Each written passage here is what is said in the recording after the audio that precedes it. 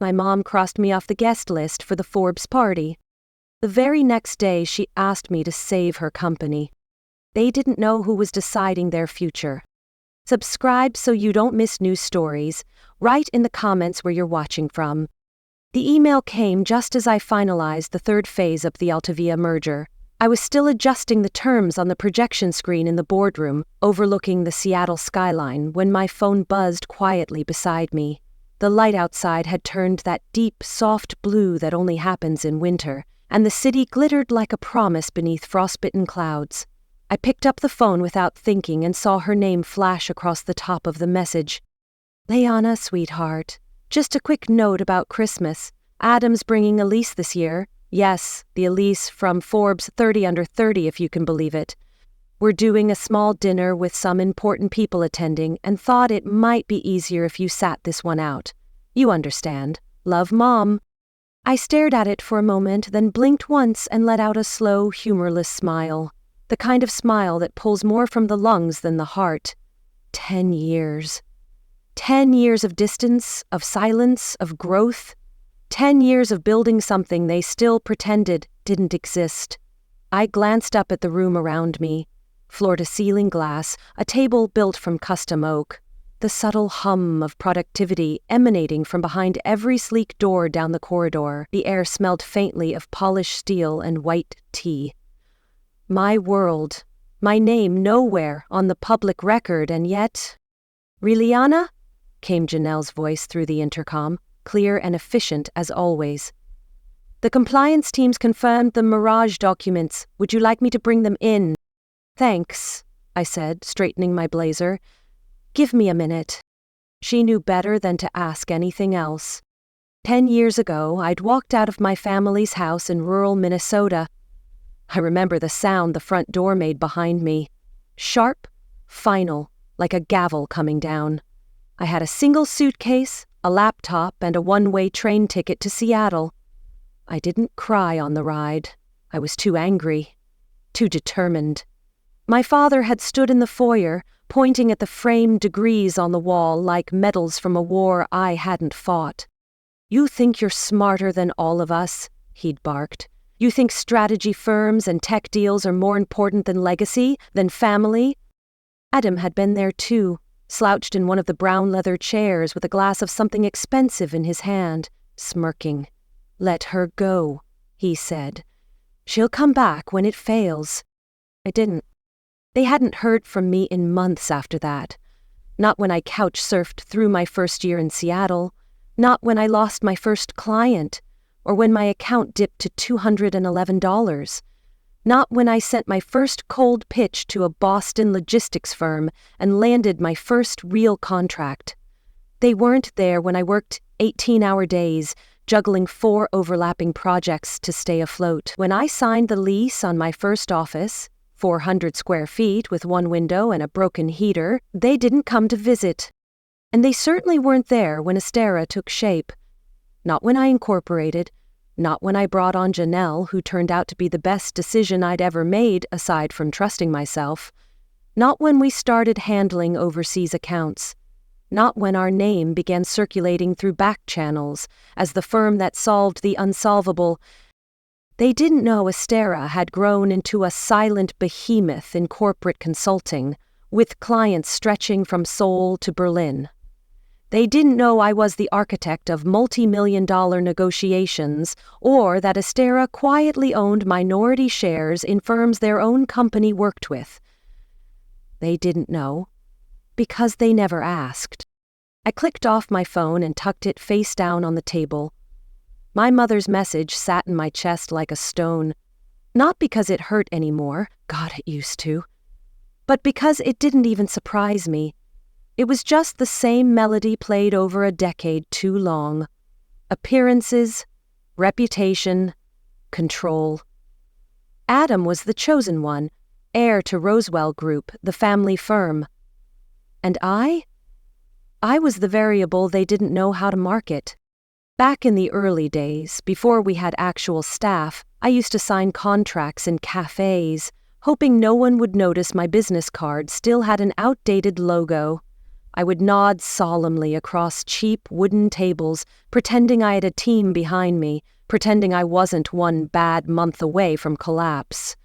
Now, when I walked into a room, board chairs straightened in their seats, CTOs took notes, investors waited for my read on markets before deciding whether to shift entire portfolios. Still, to them, I was invisible. I stood up and walked to the glass wall overlooking the city. The lights of the waterfront shimmered against the black water, and beyond them the mountains rose dark and snow-draped against the sky.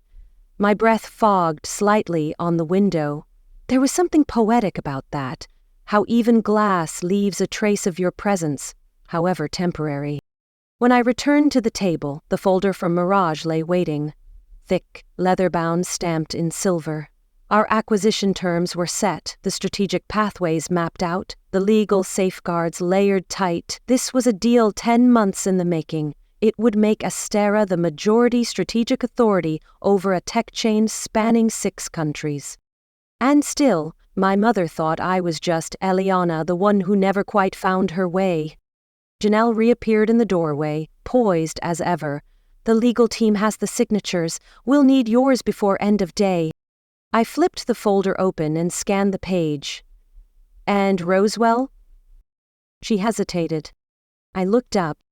They've been sending formal requests. They've scheduled a final presentation next week. They don't know, of course, that... Well, of course they didn't. Astera's ownership was protected under holding layers trusts and NDA-wrapped entities. My last name wasn't on a single public document. And I'd never used Rose in business. Let them schedule, I said. Let them come. Janelle raised an eyebrow, just slightly. To the office, I didn't smile. Let's set it up here, in this building. My terms. When she left, I stared down at the unsigned page in front of me. There it was, the turning point. They'd come crawling after all. I hadn't needed revenge, not really, but I'd always wondered what it would feel like. The moment they finally saw me not as a disappointment, but as someone they had to ask for help. I didn't feel triumphant. I felt ready. I pulled out my pen but didn't sign yet.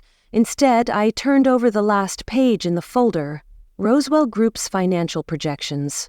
There was panic in the numbers. A sharp drop in Q3, flattened growth, increased debt leverage. Their expansion into European markets had stalled, and I knew why. Astera had quietly, carefully choked every viable route by outmaneuvering their partners. It had taken years of planning. We'd done it not out of spite, but because it was sound strategy. Now they needed me to open the gates. I leaned back in my chair. Let them come.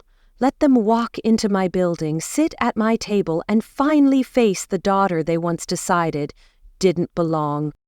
In the silence that followed, I picked up my phone again. No new messages. Of course not. Adam never apologized. My father never explained. My mother never asked how I was. But now, they were coming to Astera's offices for a meeting they thought would define their next decade. They didn't even know whose name sat on the desk they'd be negotiating with. Tapped out a short reply to Janelle. Confirm the meeting. Let's make it formal. Full boardroom. Presentation. Photographers on standby. I paused. And Janelle? She replied immediately. Yes? Make sure the nameplate on the table says Eliana R. CEO, Astera Consulting. I looked out at the skyline again. 10 years. No seat at their table. Good. Because I was about to show them the one I built. The morning of the meeting, the city was cloaked in a thin, icy fog that rolled in from the sound like some ancient creature settling in for the day. Seattle had a way of holding secrets in its skyline, tucking them between glass panels and power lines, and today it felt like it was holding mine. I arrived at the office just before 6, earlier than usual, and rode the elevator to the 47th floor in silence. No music, no motion but my own reflection in the mirrored walls. Composed, still, prepared. The conference room had already been staged. Janelle had overseen everything to the last detail. The polished walnut table gleamed under soft lighting, its center adorned with a low arrangement of imported orchids, white, minimal, elegant. The floor-to-ceiling windows framed a view of the city that made the space feel more like a throne room than a boardroom. Every chair was aligned perfectly. Notebooks, water glasses, freshly printed agendas, all placed precisely where they should be. I walked the perimeter slowly, tracing my fingers across the smooth table, anchoring myself. Today wasn't about theatrics. It was about inevitability. About finally setting the record straight, in the only language my family understood: power, results, control. At 6:15, Janelle entered, tablet in hand. "They're downstairs, just arrived." "How do they look?" She didn't even glance at the tablet. "Like they don't know what's coming." I nodded. "Let them wait." Janelle didn't flinch. She simply turned, walked out, and closed the door behind her. The silence that followed felt like a kind of music, the prelude to something long overdue. I returned to my office briefly and reviewed my notes one final time. I didn't need to. Everything was already memorized, but it gave my hands something to do. The contract on my desk was still there, Mirage, signed and sealed yesterday. The ink was barely dry, but it was done. Roswell's last hope was sitting in a folder just to my right, but they wouldn't get it, not anymore. 10 minutes passed, then 20. At 6:45, I stood, checked my reflection in the dark glass, and took a breath. I wore a charcoal Armani suit tailored to a precise silhouette. My heels were sharp lacquered. Around my wrist, my grandmother's old Cartier watch ticked like a heartbeat. She'd given it to me when I was 17, just before she passed. "You'll go further than any of them," she had whispered, "but they won't see it until it's too late." I hadn't understood it then. I did now. I stepped into the private elevator and rode it up to the conference level. Through the glass as I approached, I could see them. My father was pacing, already irritated. His hand ran repeatedly through his graying hair.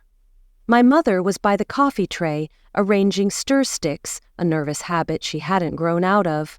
Adam stood near the windows with his back to the room, speaking quietly to Elise, who looked poised in her designer coat, probably rehearsing her public smile. 2 Roswell board members were seated already, flipping through the folders their assistants had placed for them, none the wiser about what they were walking into.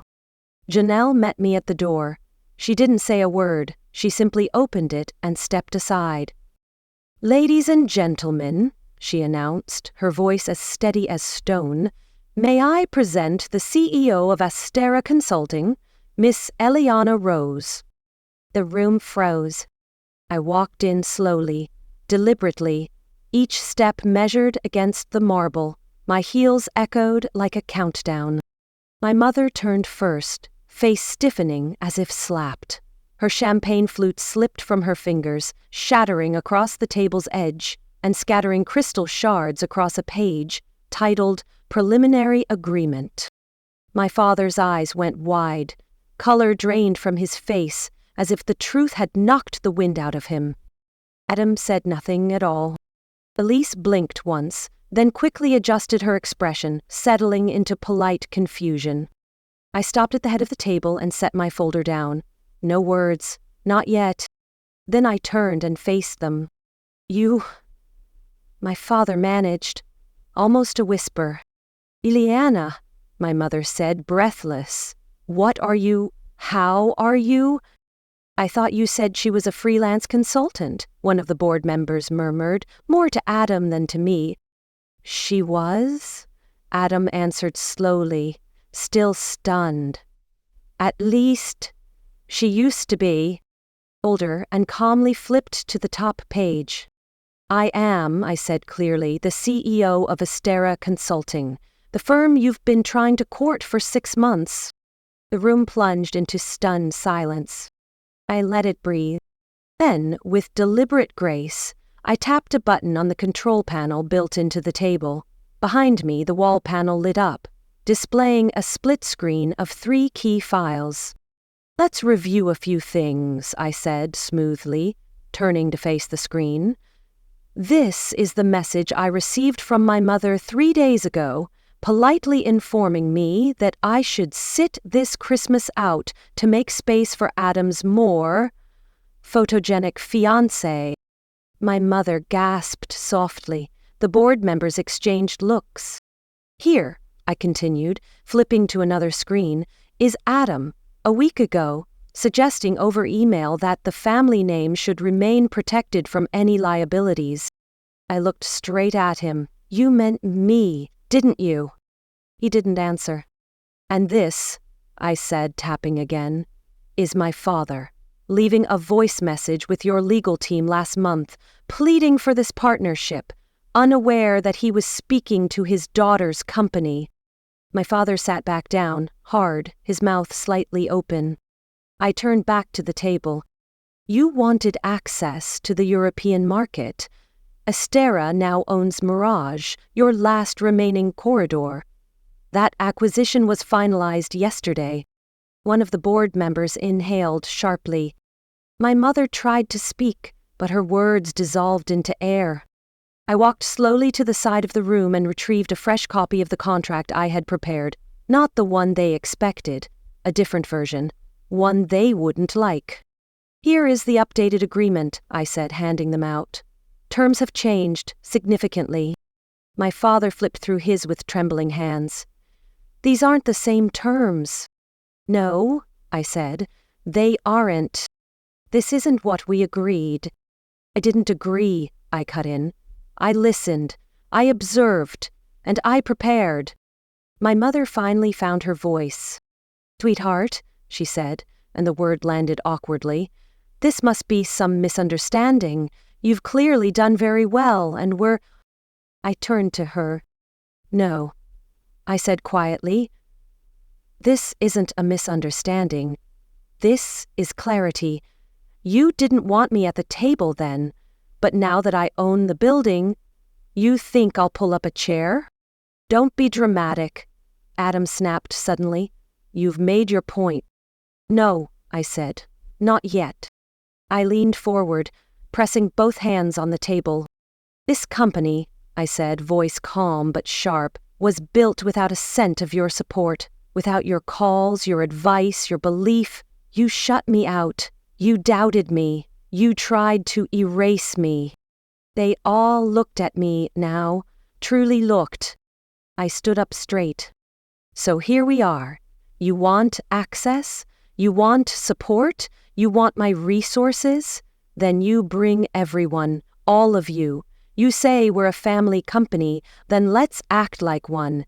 Every member, every child, no exceptions." My father's jaw tightened.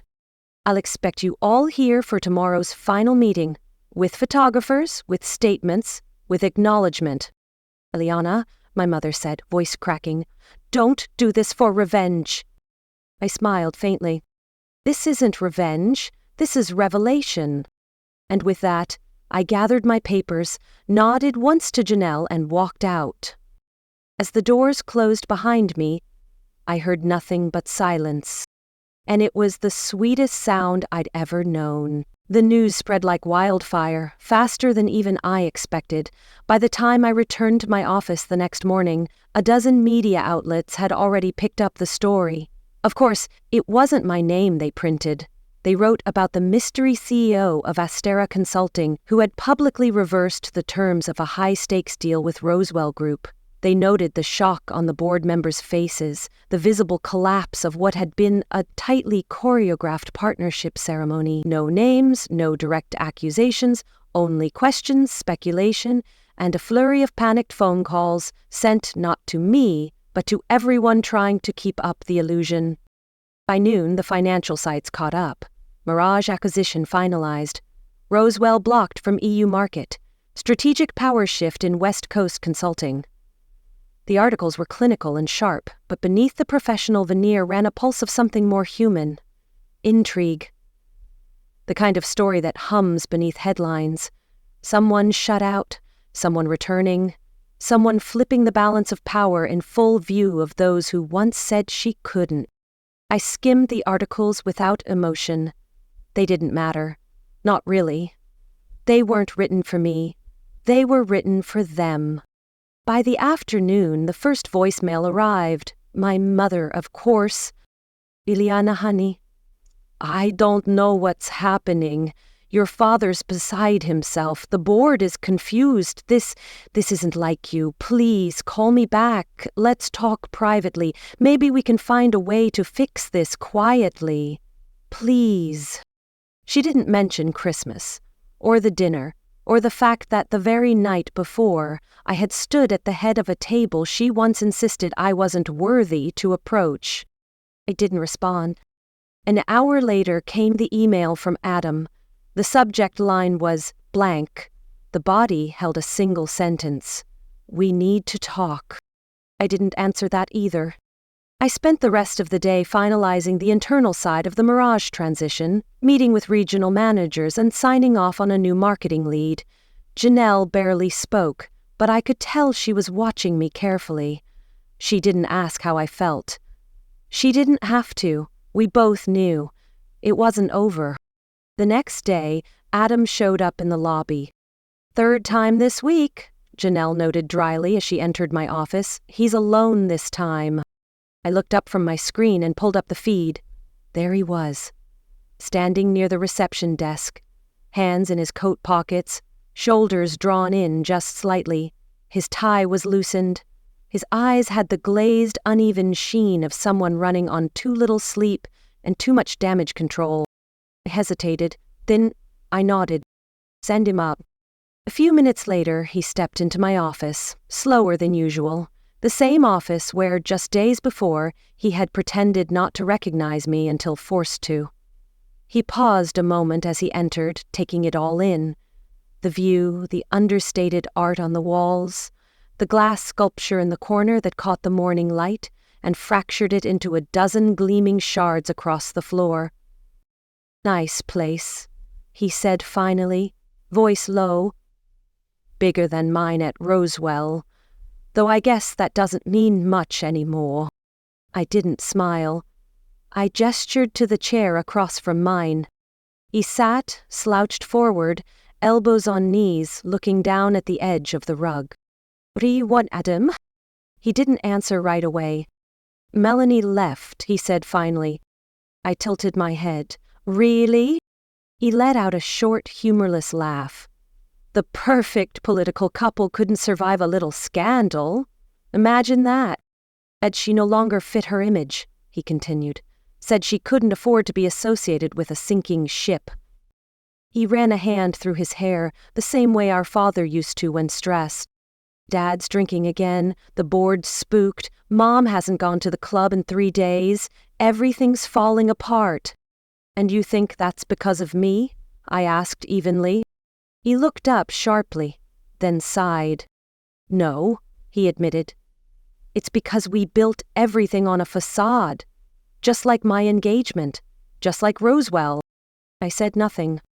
He leaned back in the chair, rubbed his face, and then looked at me with eyes I didn't recognize. Tired, yes, but also something else? Something like recognition. You were right, he said softly. You saw it all before any of us did. We laughed at you, dismissed you. I was awful to you. I watched him carefully. Can you ever forgive me, he asked. Not performative this time, no arrogance, just exhaustion. I leaned back. Forgiveness isn't the issue, Adam. Trust is, and that's not something you get back just because everything fell apart. He didn't argue. For once he simply nodded. And then, as if summoned by some invisible hand of irony, the door burst open. Janelle tried to stop them, her voice rising sharply just outside, but my parents swept in like they still owned the world. Ileana, my father barked, but the usual thunder had drained from his voice. This has gone far enough. He stopped a few steps into the room, looking around like he still couldn't believe it. "You've made your point," he said, forcing composure. "Congratulations, you've won. But this destruction, it's not the way." "Oh," I said, standing. "And what point exactly do you think I was making?" My mother stepped forward, breath quick, mascara smudged. "You're successful. That we were wrong, that we didn't see you. Fine, we see you now. Can we please stop punishing each other?" I laughed. It was a cold, brittle sound that even surprised me. "Do you really think this is about revenge? About proving I made it?" I walked slowly toward the windows, letting the silence stretch. "No, this is about consequences." I turned and faced them. "You shut me out. For years. Not just from Christmas dinners or board meetings. You erased me from your story. You used words like protecting the family name when what you really meant was protecting your image." My father stepped forward. "Tell us what you want. A board seat? Equity? A public apology? Name it." And there it was. The desperation. The final turn. I shook my head slowly. "You still don't get it. I don't want what you have.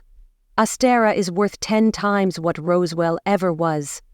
I don't want your approval or your apologies." I looked straight at my mother. I wanted a family who valued me not for what I could do for them, but for who I am. But now, I want nothing. Tears welled in her eyes. She moved toward me, arms slightly outstretched, as if the motion alone could undo a decade.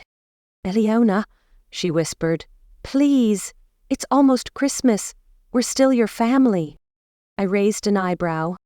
"You mean the Christmas dinner I was uninvited to? Tell me, is Elise still coming, or does she no longer fit the image, either now that Adam's single?" The shot landed. My father looked down. Adam said nothing. My mother's hands trembled. "Just tell us," she said. "What will make this right?" I stared at them, all of them, and suddenly I didn't feel anger anymore. I felt nothing. "What I wanted," I said quietly, "was your belief when I was building Astera, your respect when I succeeded, a seat at the table when it mattered, but you made sure I knew my place." I stepped toward the intercom and pressed the button. "Janelle," I said, "please escort them out and update the security list." My mother gasped. "Eliana, please. We can fix this." I looked at her calmly. "You don't fix a decade of dismissal with a single apology." They left, escorted gently but firmly, while I stood alone in the echoing silence of my office. Only then did my phone buzz. One message. "Heard what happened. Your grandmother would be proud. Christmas dinner at my place this year. Margaret." I closed my eyes. A quiet warmth flickered in my chest. Margaret had been the only one who ever saw me, who believed before there was proof. Sometimes family isn't blood, it's belief. And I would never again forget the difference. The morning after I declined their final plea, I arrived at the office before the sun had fully risen. The city was quiet, still recovering from its late-night holiday buzz, but I felt no fatigue.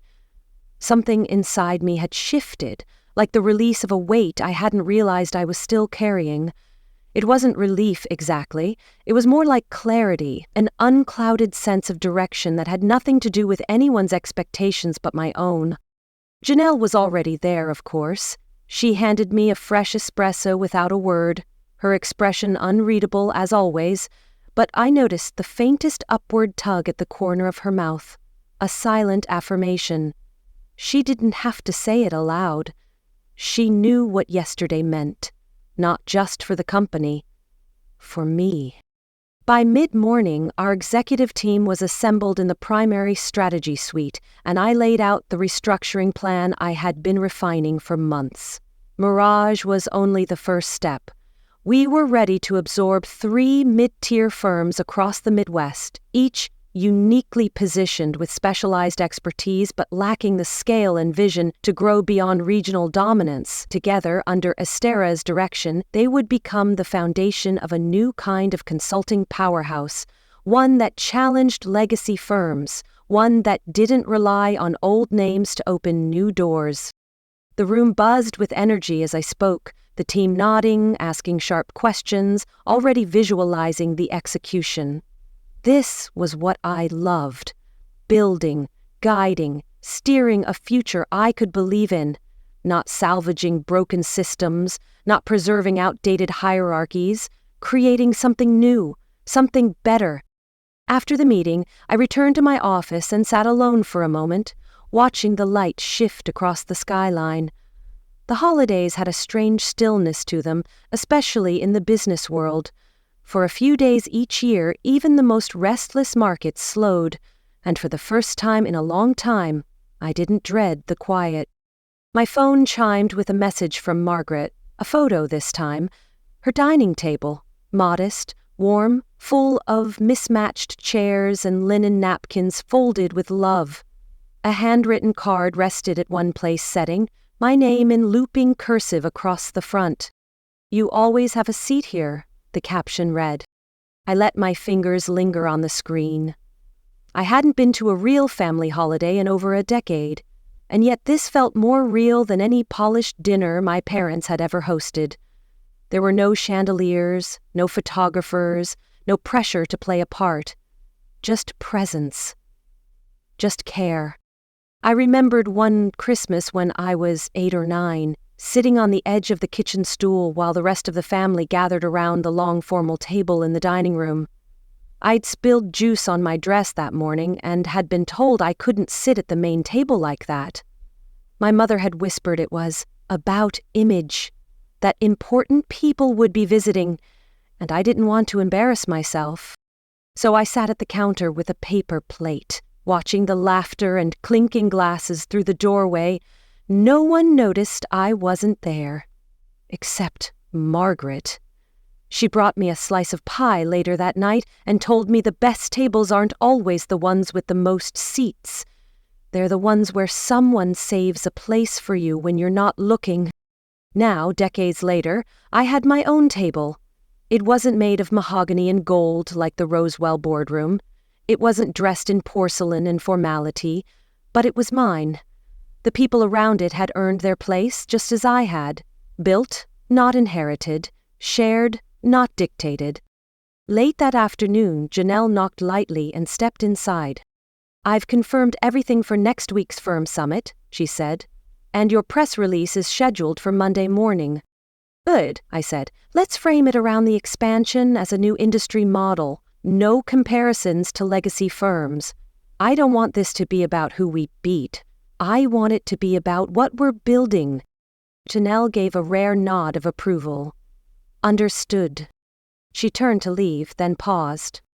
"By the way," she added, "we had a courier drop something off for you earlier. No return label."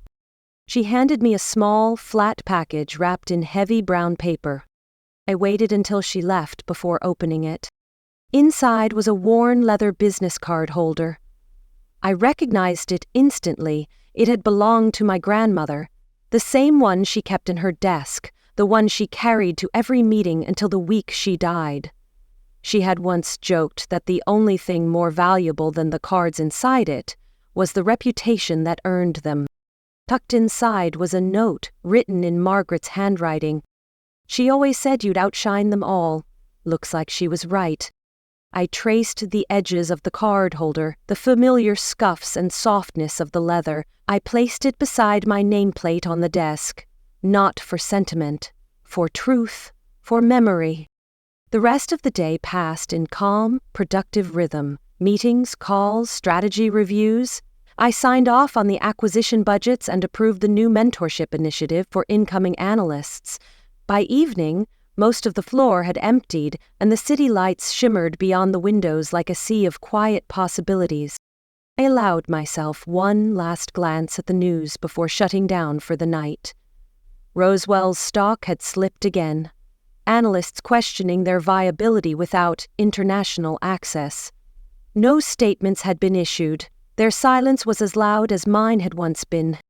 Somewhere, no doubt, my parents were still scrambling for answers, still composing their narratives, still trying to fix what they had broken, without ever admitting it had been broken at all. But I didn't think of them much. Someone asked me later at a summit in New York if I ever missed my family. A reporter, young and eager, curious if success had come at a cost. I smiled, soft and unapologetic, and turned back to my desk. "I have a company to run," I said, because that was worth more than any seat at their table. What I had now wasn't built on guilt or obligation. It was built on truth, on work, on belief. And in the quiet space between memory and progress, I knew something with absolute certainty. I never needed their invitation. I just needed my own table. If this story moved you, make sure to subscribe so you don't miss the next one. Check out more stories on the channel. There's always something that will resonate. And if you know someone who needs to hear this, share the video. It might be exactly what they need.